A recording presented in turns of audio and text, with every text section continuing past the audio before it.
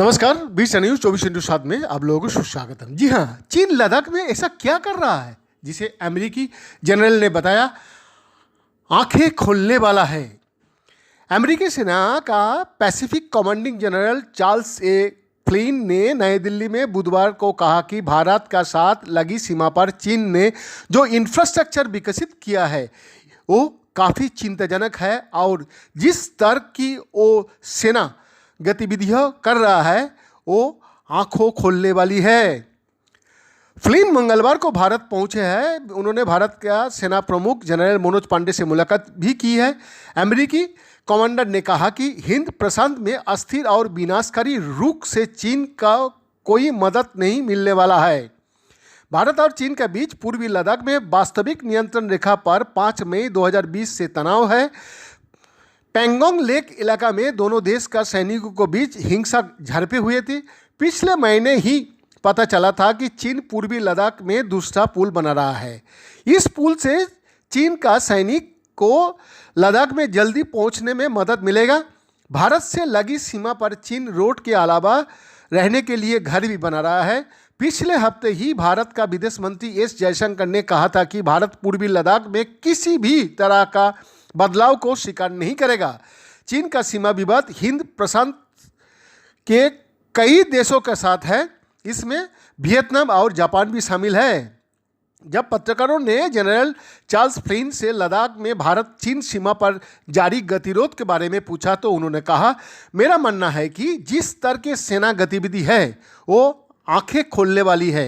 मुझे लगता है कि चीन ने वेस्टर्न थिएटर कमांड में कुछ ऐसे इंफ्रास्ट्रक्चर विकसित किया है जो सतर्क करने वाला है।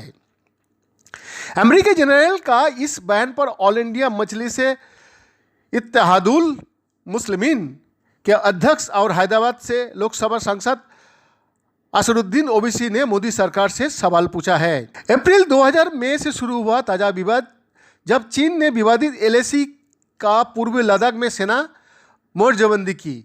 गालवान घाटी, पैंगोंग स्नो और गोगरा हॉट स्प्रिंग्स जैसे इलाका में दोनों देशों की सेनाएं आमने सामने आए। 15 जून को गतिरोध हिंसक हुआ। गालवान में हुए खूनी संघर्ष में 20 भारतीय सैनिकों को मौत हो गया।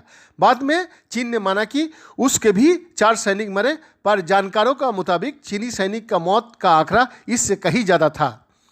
फरवरी 2021 में दोनों देशों ने पैंगोंग स्नो के उत्तरी और दक्षिणी किनारे पर चरणबद्ध और समन्वित तरीका से तनाव का कम करने का घोषणा की।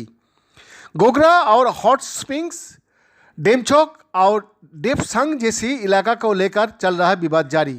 एलएसी पर भारत और चीन का बीच कई सालों से कम 12 जगह पर विवाद रहा है। जून 2020 का बाद दोनों देशों को कोर कमांडर स्तर पर 14 राउंड की बातचीत हो चुकी है। ओवैसी ने कहा कि मोदी सरकार कमजोर और डरपोक है। दूसरी तरफ कांग्रेस प्रवक्ता शमा मोहम्मद ने भी कहा कि पीएम मानने का तैयार नहीं है, ये हमारी जमीन जा चुकी है।